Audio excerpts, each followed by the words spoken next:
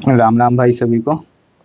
स्वागत है आपका हमारी इस क्लास में जिसमें हम पढ़ने वाले हैं मैथ्स की। ये क्लास होगी बिल्कुल बेसिक से एडवांस होगी। बेसिक लेवल से हम शुरू करेंगे और एडवांस लेवल तक इसको लेके जाएंगे। क्लास हमारी हिंदी और इंग्लिश दोनों में होगी। क्वेश्चंस जो लाए जाएंगे हिंदी और इंग्लिश दोनों मीडियम में होंगे और समझा आपको दोनों में दिया जाएगा, हिंदी में भी और इंग्लिश में भी। तो डरने वाली कोई बात नहीं है कि मैं हिंदी मीडियम से हूँ, मैं बिगनर हूँ, या मुझे इंग्लिश नहीं आती, या मुझे हिंदी नहीं आती। तो आपको बखूबी ये बहुत अच्छे से क्लास समझ आएगी। क्लास नोट्स आपको बनाने हैं। आप क्लास के साथ साथ बना सकते हैं या क्लास को पॉज करके बना सकते हैं, बाद में बना सकते हैं, जैसे वो भी आपको ठीक लगे। पीडीएफ अभी इसकी मिलेगी नहीं, तो आपको नोट्स बनाने ही पड़ेंगे। ये जो होगा हमारा कंप्लीट कोर्स होगा, इसकी आपको सारी क्लासेस प्रोवाइड कराई जाएंगी। प्रैक्टिस सेशन अलग से लाया जाएगा जिसमें आपको जब हमारा टॉपिक ख़त्म होने वाला होगा तो बढ़िया से प्रैक्टिस करा दी जाएगी। बुक्स आप कोई भी प्रीवियस ईयर जिस भी एग्ज़ाम की आप तैयारी कर रहे हो उसके लिए उसकी पीवाईक्यूज लगा सकते हैं, या जो भी बुक्स हैं, जो भी बढ़िया पब्लिकेशन है, जैसे एसएससी में पिनाकल आता है, किरण आता है, तो वो बुक्स आप लगा सकते हो। ये जो हमारा कोर्स होगा ये किस किस के लिए होगा, तो ये सभी वनडे एग्ज़ाम्स जिनमें मैथ्स पूछा जाता है उनके लिए यूज़फुल होगा। चाहे वो पीसीएस का एग्ज़ाम हो या एसएससी का हो, रेलवे का हो, रेलवे हो गया, बैंक के एग्ज़ाम्स हो गए, डिफेंस के हो गए, स्टेट एग्ज़ाम्स जिनमें भी मैथ्स पूछा जाता है उन सब के लिए यूज़फुल होगा। अब हम शुरुआत करते हैं। तो हम पहला टॉपिक जो ले रहे हैं अपन लेते हैं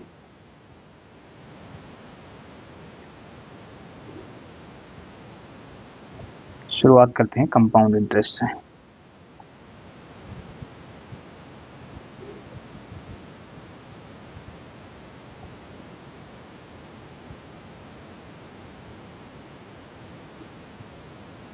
अब कंपाउंड इंटरेस्ट पढ़ने से पहले अपन थोड़ा सा जान लेते हैं कि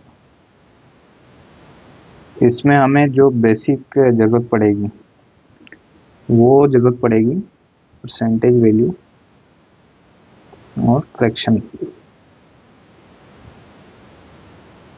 चूंकि कंपाउंड इंटरेस्ट में मेजरली जो कैलकुलेशन हम करेंगे वो सारी परसेंटेज बेस्ड होगी और फ्रैक्शन बेस्ड होगी, तो थोड़ा सा हम फ्रैक्शन को जान लेते हैं। ये क्या चीज़ होती है, परसेंटेज कैसे कन्वर्ट किया जाता है फ्रैक्शन में, या फ्रैक्शन टू परसेंटेज कैसे दिया जाता है, ये सब हम जानते हैं थोड़ा सा। ये जो अपना परसेंटेज होता है सिंबल, इसका मतलब होता है 1/100। तो जैसे हमें किसी भी परसेंटेज वैल्यू से फ्रैक्शन वैल्यू में जाना होगा तो हम क्या करेंगे, मैंने लिया 50%, अब आपको इसकी फ्रैक्शन वैल्यू बतानी है।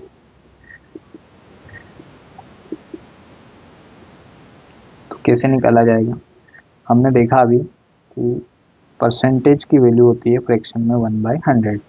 तो मैंने परसेंट को हटाया, 1/100 लगाया, तो मेरे पास जो निकल के आती है वो आती है 1/2 फ्रैक्शन। 50% को हम अगर फ्रैक्शन में रिप्रेजेंट करेंगे तो कैसे करेंगे, 1/2 पे। एक और एग्जांपल हम देख लेते हैं, 30%।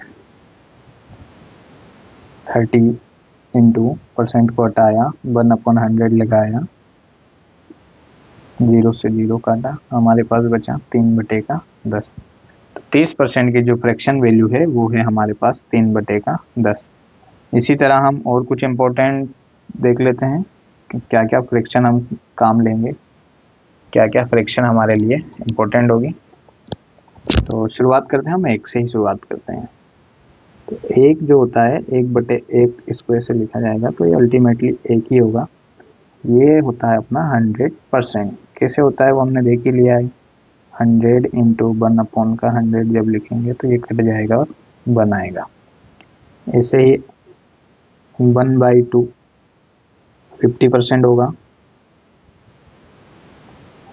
हम सीरियल वाइज सारी देख लेते हैं। 1/3 33 1/3% होगा, या इसको आप ऐसे भी लिख सकते हैं 33.33%। 1/4 होगा अपना 25%। 1/5 होगा 20%। 1/6 होगा 16 2/3%। 1/7 होगा अपना 14 2/7%। 1/8 होगा अपना 12.5%। निकालना आपको सिखा ही दिया है, आप किसी भी परसेंटेज वैल्यू को ऐसे निकाल सकते हैं, या इसका रिवर्स भी आप करना चाहे तो फ्रैक्शन वैल्यू के साथ 100 का मल्टीप्लाई करके आप परसेंटेज वैल्यू भी निकाल सकते हैं, दोनों ही वाइस वर्सा होते हैं। 1/9 11 1/9% हो जाएगा। 1/10 10% हो जाएगा।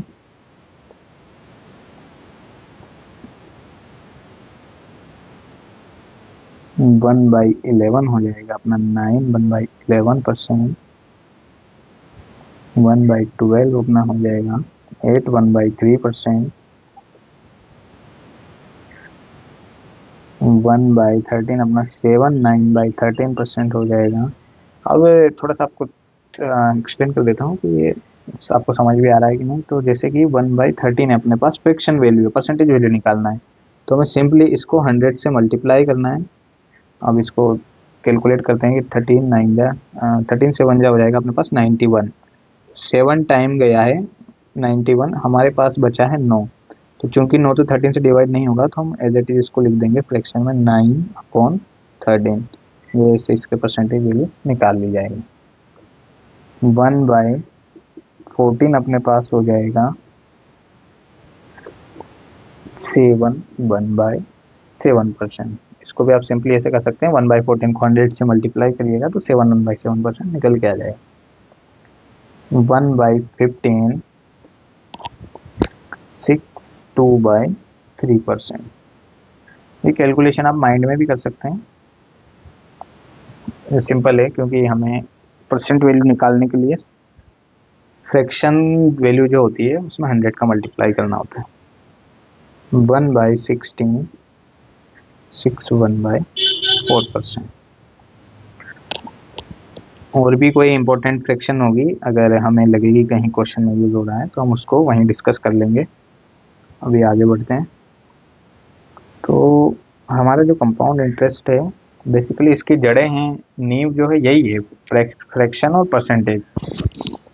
फ्रैक्शन और परसेंटेज पर अगर हमारी कमांड अच्छी होगी तो हमारा पूरा टॉपिक कैसे खत्म हो जाएगा, बिल्कुल हंसते हंसते आसानी से सोल्व हो जाएगा, कोई दिक्कत नहीं आएगी। इसकी जो जड़ें हैं, जो नींव बोला जाए, वो परसेंटेज और फ्रैक्शन से ही होकर जाती है। इसमें और भी चीज़ें यूज होती हैं, पर सब में अल्टीमेटली जो हम यूज करेंगे वो फ्रैक्शन वैल्यू का और परसेंटेज वैल्यू का ही यूज करेंगे, ताकि कैलकुलेशन भी आसान हो सके और हम क्वेश्चन को जल्दी कम टाइम में सोल्व कर सकें। इसी में हम ट्री मेथड भी देखते हैं।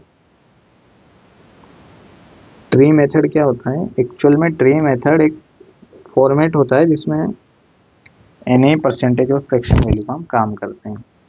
इसका जैसे फॉर्मेट में बना देता हूँ कि ये प्रिंसिपल वैल्यू रहेगी हमारे पास टॉप पर। 2 साल का फॉर्मेट बना रहा हूँ।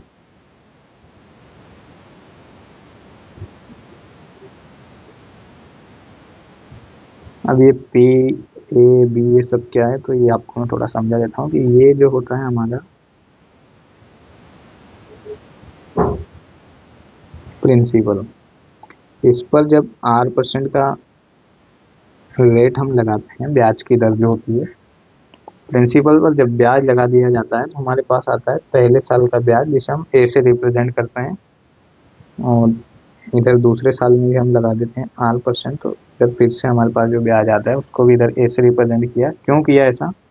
क्योंकि अभी जब तक हम इस फर्स्ट स्टेज पे हैं, ये अपना सिंपल इंटरेस्ट होता है, साधारण ब्याज होता है। जब फर्स्ट ईयर के ब्याज पे भी R% लगा देते हैं और ये जो वैल्यू निकल के आती है जिसे हम जनरली 20 से भी रिप्रेजेंट करते हैं, और इसको डिफरेंस भी आप कह सकते हैं CI और SI का। जब ये इसमें इंक्लूड हो जाता है तो फिर ये हो जाता है अपना कंपाउंड इंटरेस्ट, इन दोनों को मिला के।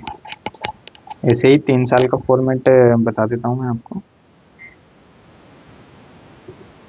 सेम होगा, 2 साल के लिए जैसे हमने 2 ड्राइव किए थे, ऐसे इसमें 3 करेंगे। ये हमारा प्रिंसिपल होगा, ये होगा, ये होगा, ये होगा। इस पर जब रेट लगता है R%, तो ये B होता है। इसी तरह इस पर जब लगता है, ये अपना B होगा।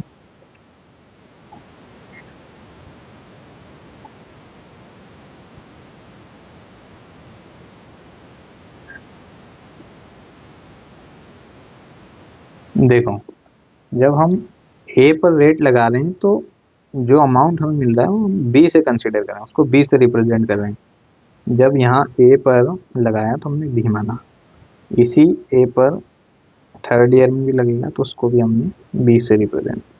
लेकिन जब हमने B पे R% लगाया तो उसको हमने रिप्रेजेंट किया C से।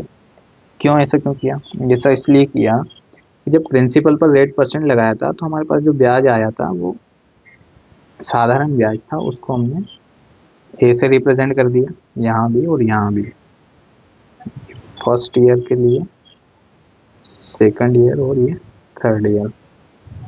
लेकिन जब हम कंपाउंड इंटरेस्ट लगाते हैं तो इसका मतलब है कि ब्याज पर भी ब्याज लगाते हैं। पहले साल में जो ब्याज आया था उस पर जब मैंने ब्याज लगाया तो जो ब्याज मेरे पास निकल के आया उसको मैंने B से रिप्रेजेंट किया दूसरे साल के अंत में। इसी तरह दूसरे साल का जो तीसरे साल के अंत में ब्याज लगा होगा उसको मैंने यहाँ जो A पर लगा था उसको B से रिप्रेजेंट कर दिया। पहले साल में जो ब्याज मिला था उसका भी तीसरे साल पे ब्याज मिला होगा तो उसको भी यहाँ B से रिप्रेजेंट कर दिया। और जब पहले साल के ब्याज पर हमें दूसरे साल के अंत में जो ब्याज मिला था उस पर हमने जब R% लगाया तो तीसरे साल में भी कुछ मिलेगा, उसको हमने C से रिप्रेजेंट कर दिया। तो ये हमारा हो गया 3 ईयर का ट्री। अब इसको कैसे किया जाता है तो इस पर हम थोड़ा सा जब प्रैक्टिकल वैल्यू लेकर करेंगे, क्वेश्चन लेकर करेंगे तो आपको और अच्छे से क्लियर हो जाएगा। अब इसमें जब डिफरेंस देखा जाएगा CI SI का, तो ये जो हमने 2 साल में देखा था कि ये जो B वैल्यू है ये रिप्रेजेंट करती है CI SI के डिफरेंस को। इसी तरह इसमें थर्ड ईयर में हम देखेंगे कि ये जो फर्स्ट रो होती है ये तो पूरा रिप्रेजेंट कर रही है अपने SI वैल्यू को, जैसे सेकंड ईयर में रिप्रेजेंट कर रही थी ये। जब हमें साधारण ब्याज बताना होता है तो हम सिर्फ यहाँ रुक जाते हैं। इसी तरह हम जब थर्ड ईयर में आएंगे तो ये साधारण ब्याज को जब रिप्रेजेंट कर रही है तो इसमें जो एक्स्ट्रा चीज़ें हैं, हमने जहाँ जहाँ भी इंटरेस्ट पर दोबारा इंटरेस्ट लगाया है वो वैल्यू हमें उठानी है। तो यहाँ पे क्या है हमारे पास 3B है और एक C है, तो ये जो 3B प्लस C की वैल्यू है यही हमारा CI और SI का डिफरेंस है।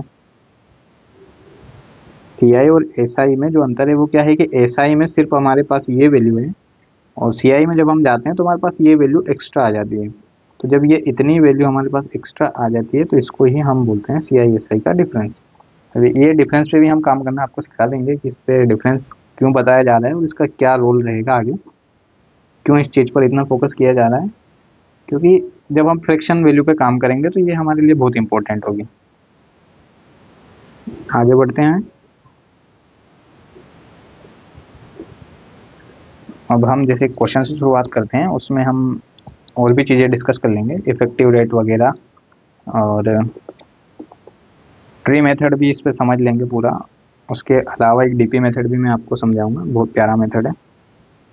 इस सारी घूम फिर के इसी परसेंटेज और फ्रैक्शन पे काम करते हैं सारे मेथड। तो हम आगे बढ़ते हैं, थोड़ा देखते हैं कि जैसे हमारे पास एक प्रिंसिपल अमाउंट हम ले लेते हैं 5,000 का, और टाइम यहाँ पर हम ले लेते हैं मान लीजिए 2 साल।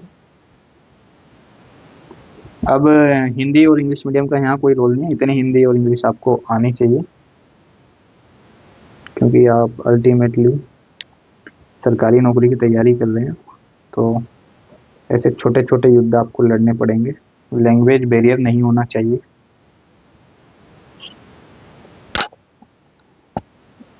इसको पहले हम देख लेते हैं। फर्स्ट हमारा मेथड ट्री मेथड से देख लेते हैं कि हमने क्या बनाया था 2 साल के लिए।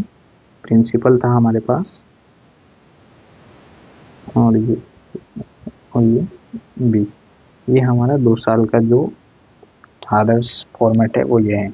इस पर कैसे काम करते हैं कि हमने जैसे प्रिंसिपल की जगह तो ले लिया अपना 5000। अब हम क्या कर रहे थे कि प्रिंसिपल पर लगा रहे थे रेट परसेंट। तो हमारे पास रेट परसेंट कितना है 5%। अब चूंकि हमने देखा था फ्रैक्शन वैल्यू देखी थी, फ्रैक्शन वैल्यू कैसे निकाली जाती है, तो 5% की फ्रैक्शन वैल्यू हम निकालते हैं। तो हमारे पास 5 इंटू 1/, जब 100 किया जाता है तो ये आती है 1/20 निकल के।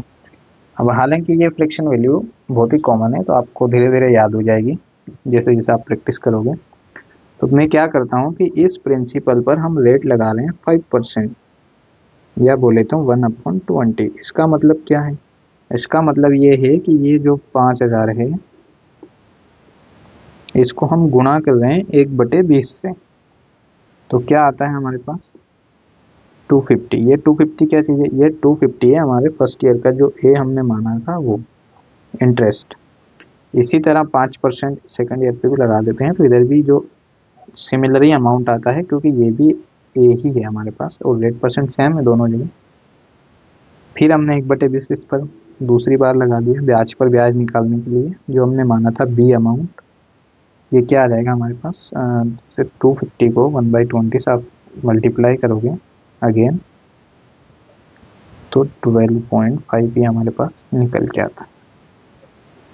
ये जो 12.5 है इस पर मैंने फोकस किया था, थोड़ा सा आपको बताया था कि इसी को हम बोलते हैं CISI का डिफरेंस। इसका क्या रोल है? इसका रोल ये है कि जब हमने पहला स्टेप किया था तो हमें मिला था SI। अब इस क्वेश्चन से अगर आपको पूछा जाए कि 2 साल का SI कितना है, तो आप बता देंगे यहाँ से 250, 250, 500। यहीं आपसे जब पूछा जाएगा कि CI कितना है, तो आप बता देंगे 12.5 और इंक्लूड कर देंगे 512.50।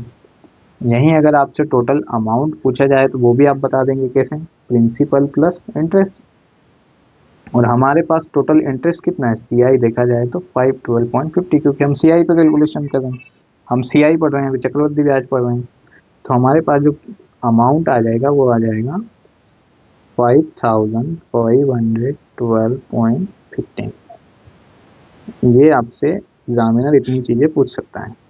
अगर इन केस एक स्टेप और आ गया तो आपसे क्या पूछा जाएगा कि CI और SI में डिफरेंस कितना है। पूछा ऐसे जाएगा आपको कि 2 साल के CI और SI में अंतर करो, तो वो आप यहाँ से बता सकते हैं 12.50 या 50। अब ये तो हो गया अपना ट्री मेथड, जो कि उम्मीद करता हूँ आपको अच्छे से समझ आया होगा। इसी में हम एक चीज़ और अब सेकंड मेथड पे जाते हैं, सेकंड मेथड पे स्विच करते हैं। तो सेकंड पे क्या करेंगे हम,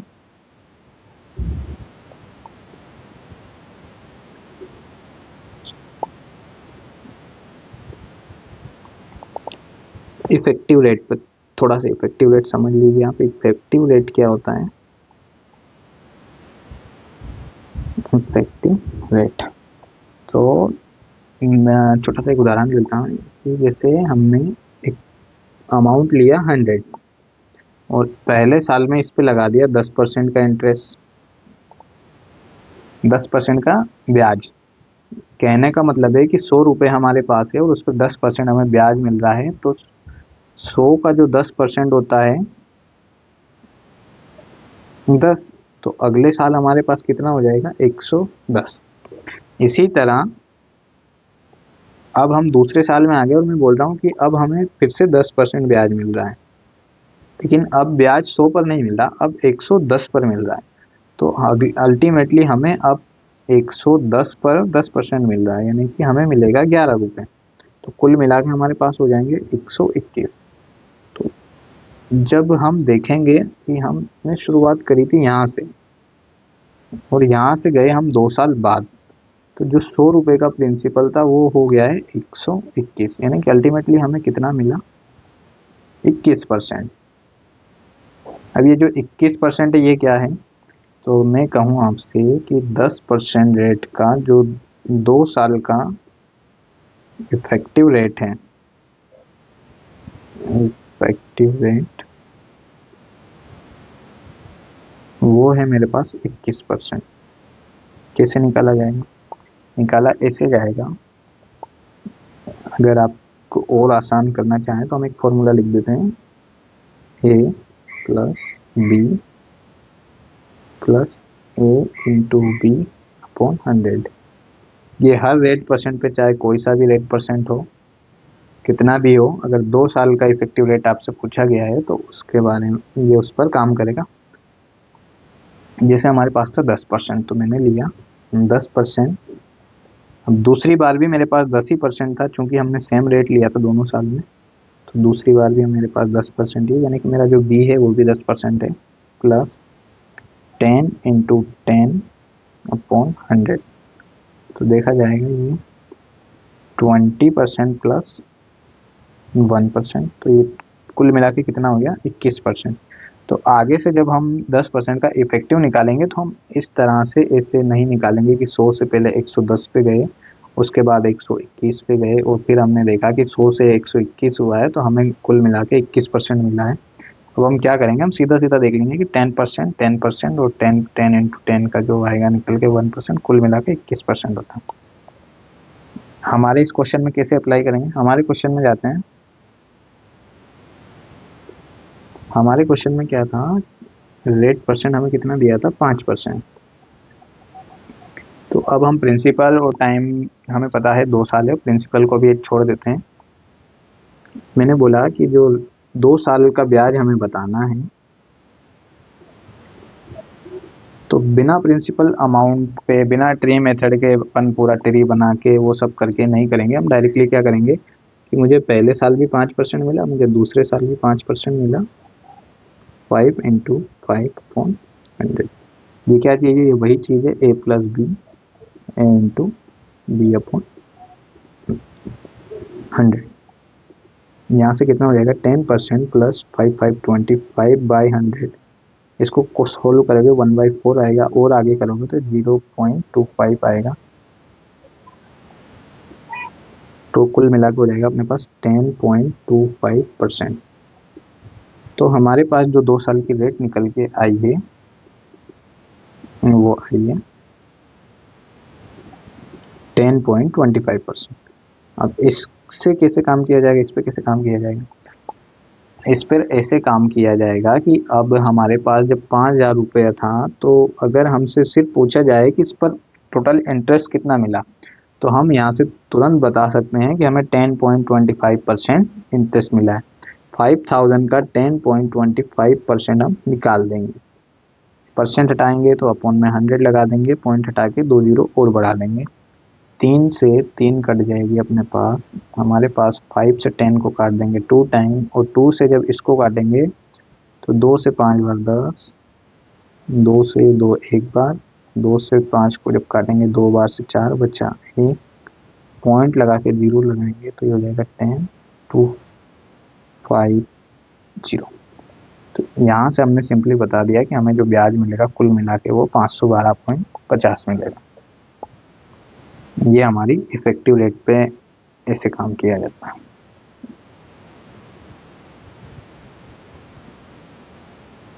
आगे बढ़ते हैं, एक मेथड और जान लेते हैं।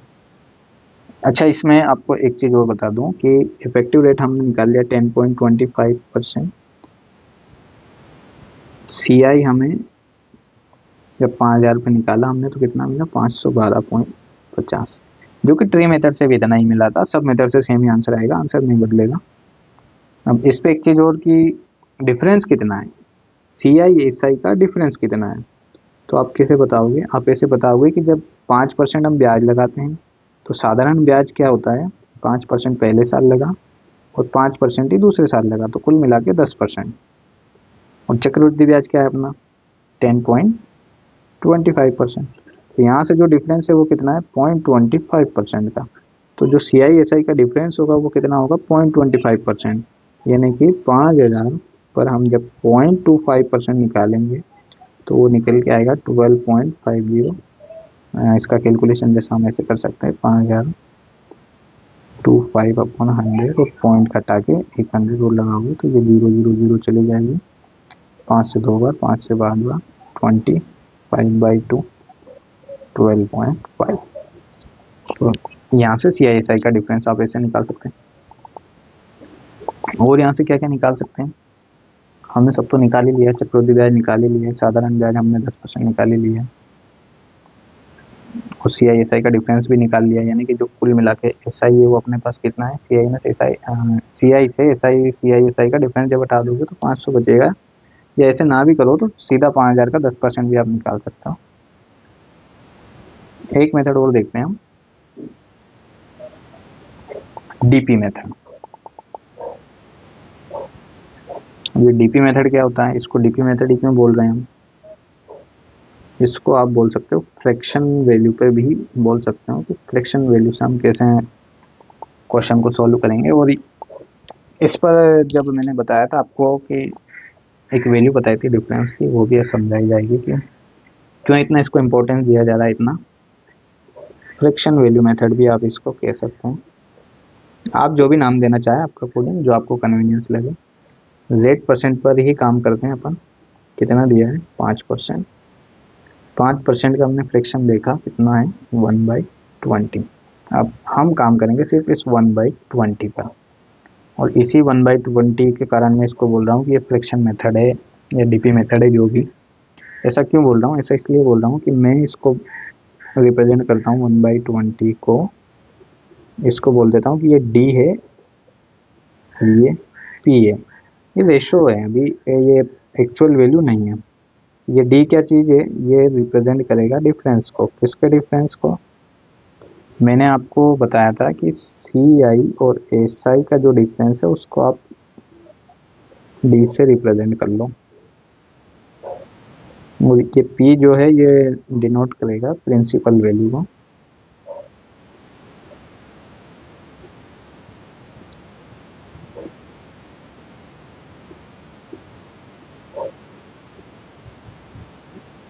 कैसे देखते हैं, ये हाँ अलग अलग भी काम करता है, 2 साल के लिए अलग होगा और 3 साल के लिए अलग होगा।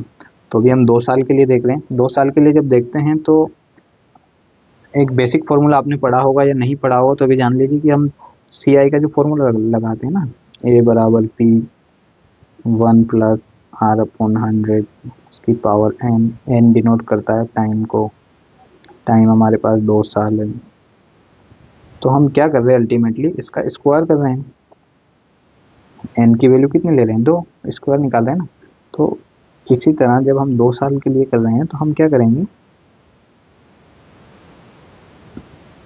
ये जो 1/20 है इसका स्क्वायर कर लेते हैं। जब स्क्वायर करते हैं तो मेरे पास निकल के आता है 1/400। मैं बोल देता हूँ कि ये हमारे पास डिफरेंस है CI और SI का, और ये है प्रिंसिपल। अब आप बोलो कि ये तो है नहीं, हमारे पास तो कुछ और ही आंसर आया था, डिफरेंस तो कुछ और ही था और प्रिंसिपल हमारे पास 5000 था, यहाँ तो बताया जा रहा है कि 400 है। तो मैंने बताया था कि ये हम रेशो है, ये एक्चुअल में क्या है, ये एक्चुअल वैल्यू नहीं है, ये हम फ्रैक्शन वैल्यू पर काम कर रहे हैं। तो अब कैसे, कि मैं बोलूँगा कि ये जो 400 प्रिंसिपल है इसकी वैल्यू हमें दी हुई है 5000, कि जी ठीक है मान लिया 400 को 5000 मान लिया। कैसे करेंगे, मैं बोलता हूँ कि यहाँ से आप निकालिए, 10 से आप 10 जब काट लेंगे तो अल्टीमेटली 1 निकालोगे, 1 यूनिट में जब आओगे तो 50/4, और थोड़ा सा काट दें इसको तो ये हो जाएगा अपने पास 1, 10 से ये तक 4 2 जा 8 12 और 2 20 12.50। अभी 1 यूनिट की वैल्यू जो है हमारे पास आई है 12.50। ये क्या चीज़ है, ये 400 का 5000 कितना गुना है, ये वही चीज़ है कि ये 12.5 गुना है इसका प्रिंसिपल का। हमारा जो एक्चुअल प्रिंसिपल है वो इस रेशो वाले प्रिंसिपल से 12.5 टाइम्स ज़्यादा है। तो ये जो 12.50 है ये इस ए की 1 यूनिट की वैल्यू है, और इधर अगर मैं बोलूँ आपको कि ये जो 1 यूनिट है ये डिफरेंस को रिप्रेजेंट कर रहा था सी आई और एस आई के, तो क्या ये 1 भी 12.5 टाइम हो जाएगा? कि जी बिल्कुल हो जाएगा। प्रिंसिपल अगर 12.5 टाइम है तो डिफरेंस भी उतना ही गुना होगा। तो ये जो वैल्यू है 12.50 आएगी, और ये 12.50 ही अपना क्या है, सी आई और एस आई का डिफरेंस है। अकॉर्डिंग टू यहाँ से अगर आप देखेंगे तो भी यही है, और पिछले मेथड में देखेंगे उसमें भी 12.5 था, ट्री मेथड में ये 12.5 था। तो हमने क्या किया, हमने प्रिंसिपल पर काम नहीं किया, हमने रेट पर काम नहीं किया, हमने रेट के फ्रैक्शन को लिया, 2 साल का निकाल रहे थे, हमने स्क्वायर किया, स्क्वायर की वैल्यू जो आई उसको कंपेयर कराया, जितने टाइम्स वो था उतना ही टाइम्स हमारा क्या हो गया, डिफरेंस। तो इसको जो बोला गया था डीपी मेथड बोला गया था, तो ये डी ही डिफरेंस है और ये पी ही प्रिंसिपल है।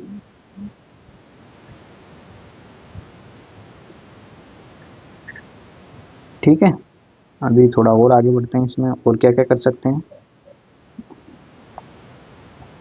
और इसमें क्या क्या कर सकते हैं, इसको थोड़ा समराइज कर देते हैं।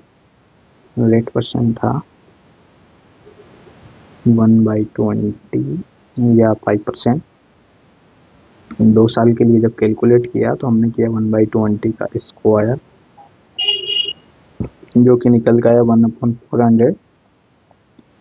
400 की वैल्यू थी 5000, जो कि थी 12.50 टाइम, तो हमारा डिफरेंस भी हो जाएगा 12.50 टाइम्स, यानी कि 12.50 ही ये हो गया हमारा डिफरेंस, ये था हमारा प्रिंसिपल। अब ये तो डिफरेंस और प्रिंसिपल हो गया, तो फिर हमें इसमें सी आई और एस आई कैसे मिलेगा? सी आई और एस आई कैसे निकाला जाता है? इसमें तो सिर्फ डिफरेंस और प्रिंसिपल ही आया, तो आप बोलोगे कि ये मेथड तो सिर्फ डिफरेंस के लिए काम करेगा, अगर सी आई पूछ लिया तो क्या करेंगे? तो आपको सिंपली कुछ नहीं करना है, क्या करना है कि ये जो 1/20 है, तो ये तो प्रिंसिपल ले लिया हमने, प्रिंसिपल का रेशियो ले लिया ना, और ये डिफरेंस का रेशियो ले लिया।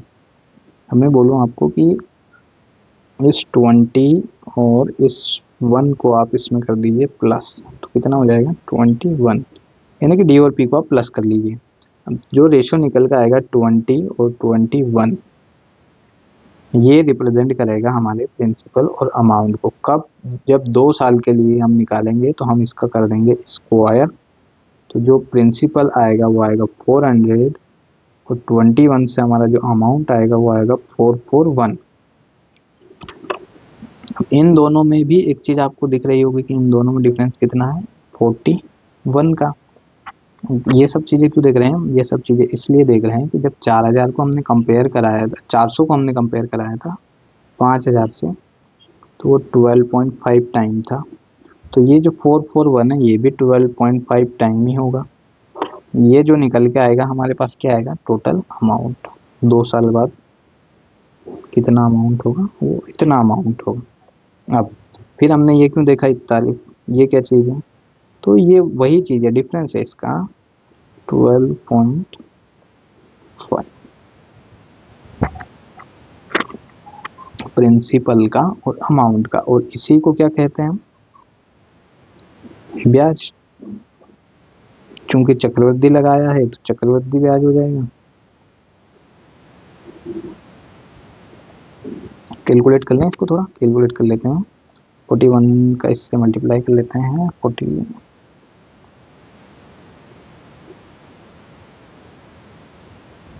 5 कैरी किया 20 182 02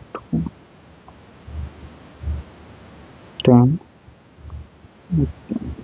5 पॉइंट लगा देते हैं 2 के बाद 512।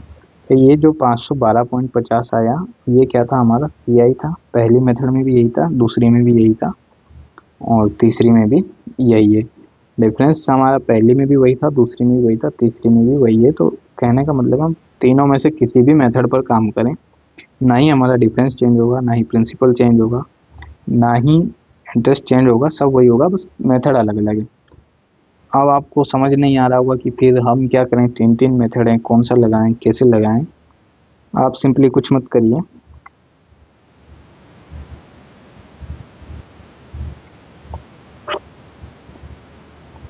आप सोल्व जब करते हैं, आप प्रैक्टिस जब करते हैं, तो आपका जो हाथ है वो सबसे ज़्यादा किस पे चलता है।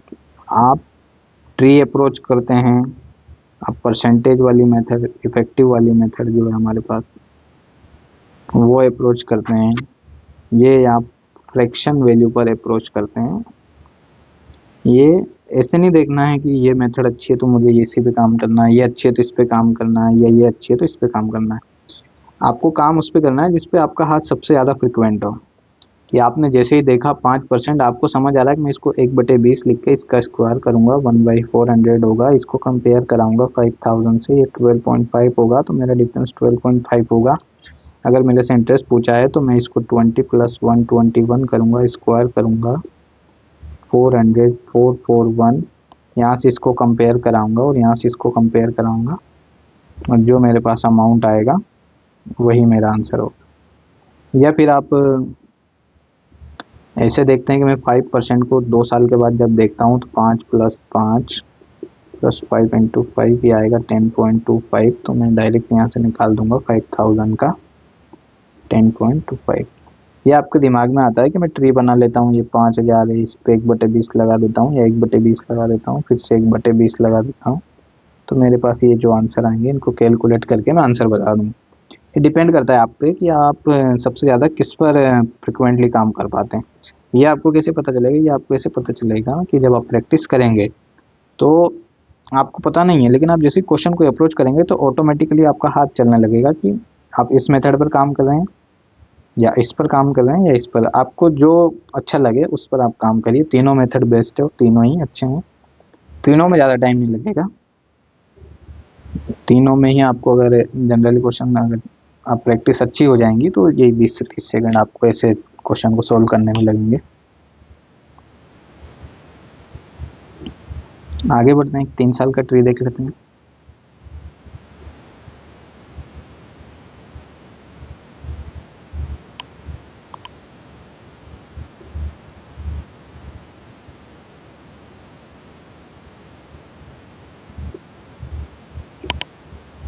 तीन साल का फॉर्मेट आपको मैंने समझाया था कैसे बनाया जाता है। हम ले लेते हैं यहाँ भी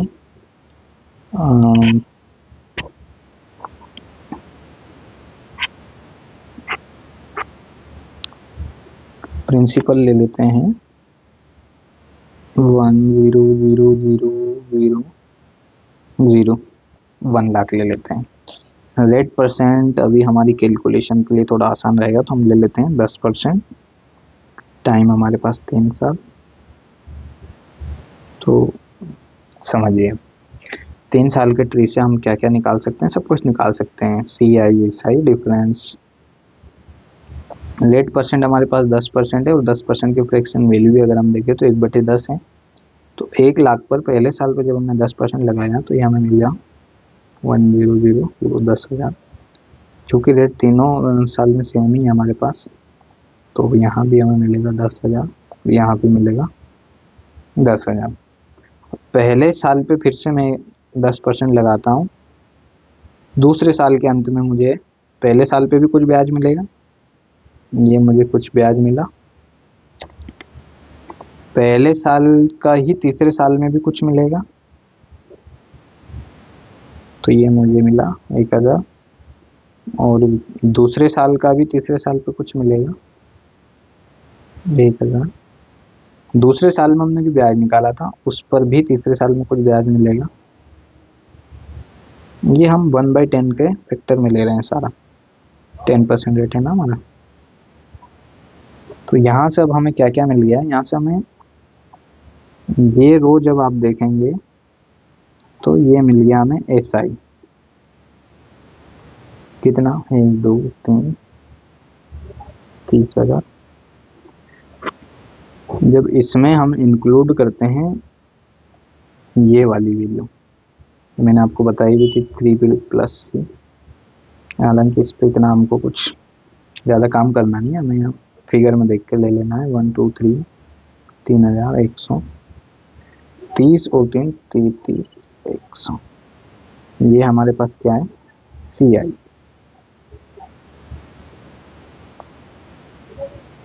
टोटल अमाउंट अगर देखेंगे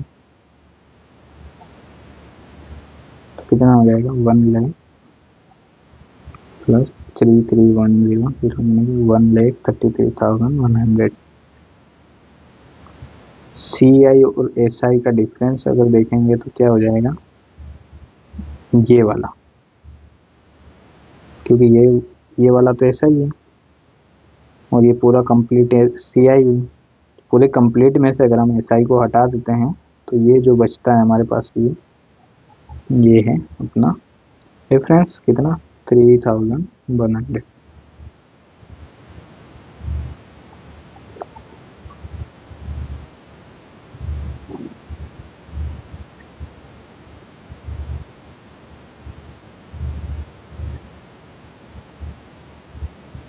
इसी में हम DP मेथड भी देखेंगे और इसी में हम इफेक्टिव रेट भी देखेंगे। जैसे मैं आपको बताऊं इफेक्टिव रेट, इसमें थोड़ा सा देख लेते हैं। 10% था हमारे पास।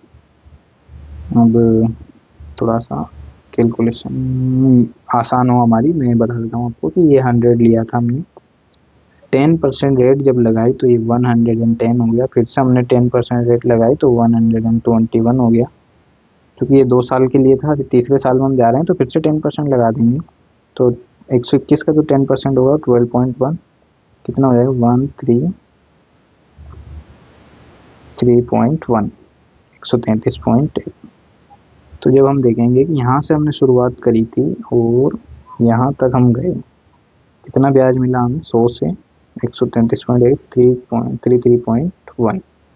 ये जो 33.1 है यही है इसका 3 साल का इफेक्टिव रेट। तो डायरेक्टली अगर हम इफेक्टिव रेट पर काम करेंगे तो कैसे करेंगे कि हमारे पास प्रिंसिपल जो था 10000, इसका अगर मैं 33.1% निकालता हूँ तो मुझे टोटल कंपाउंड इंटरेस्ट मिल जाएगा। और इसी प्रिंसिपल पर अगर 10000 इंटू 133.1% निकालता हूँ तो टोटल मिल जाएगा मुझे अमाउंट। कैसे, यहाँ से हमने क्या किया था, हमारी कोई भी वैल्यू 100% है और उस पर जब हमने 10% का 3 साल तक ब्याज लगाया तो हमें 133.1% अमाउंट मिलता है। तो अगर हमारा प्रिंसिपल XYZ जो भी हो, जैसे यहाँ 1 लाख का, तो इसका जो 133.1% होगा वही अमाउंट वैल्यू होगी।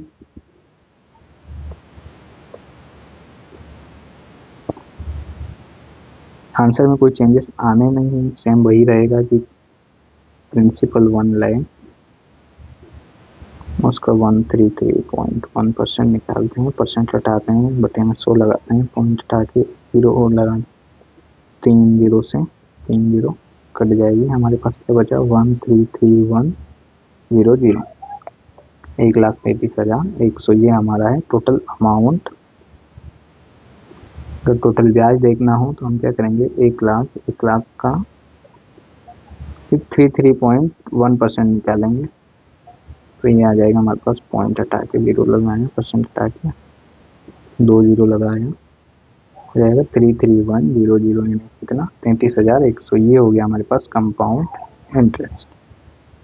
अब मर्जी आपकी है, आप परसेंटेज मेथड पे काम करें, ट्री मेथड पे काम करें या DP मेथड पे काम करें। DP मेथड और देख लेते हैं इसका 3 साल का। 3 साल का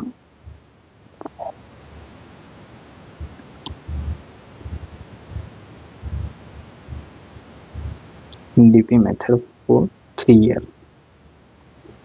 इसमें थोड़ा सा आपको क्या याद रखना है कि जैसे हमें रेट परसेंट दिया है 10%, तो फ्रैक्शन हमने निकाल ली 1/10। अब हम क्या कर रहे थे, 2 साल के लिए तो हम सीधा 1/10 का स्क्वायर कर रहे थे। अभी 3 साल के लिए हमें क्या करना होगा, क्यूब करना होगा।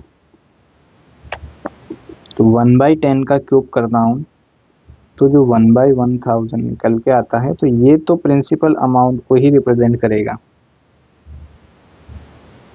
ये जो वैल्यू है हमारी, ये प्रिंसिपल को ही रिप्रेजेंट करेगी। लेकिन हम क्या कर रहे थे कि ये जो 1 था ये जो डिफरेंस को रिप्रेजेंट कर रहा था, अभी ये जो 1 है ये डिफरेंस को नहीं रिप्रेजेंट करेगा। फिर यहाँ डिफरेंस के लिए हम क्या करते हैं, डिफरेंस के लिए मैं बोलता हूँ कि ये जो 10 है इसको आप 3 से मल्टीप्लाई कीजिए, ये जो 1 है ऊपर वाला इसको प्लस कीजिए और इसी 1 का स्क्वायर कीजिए।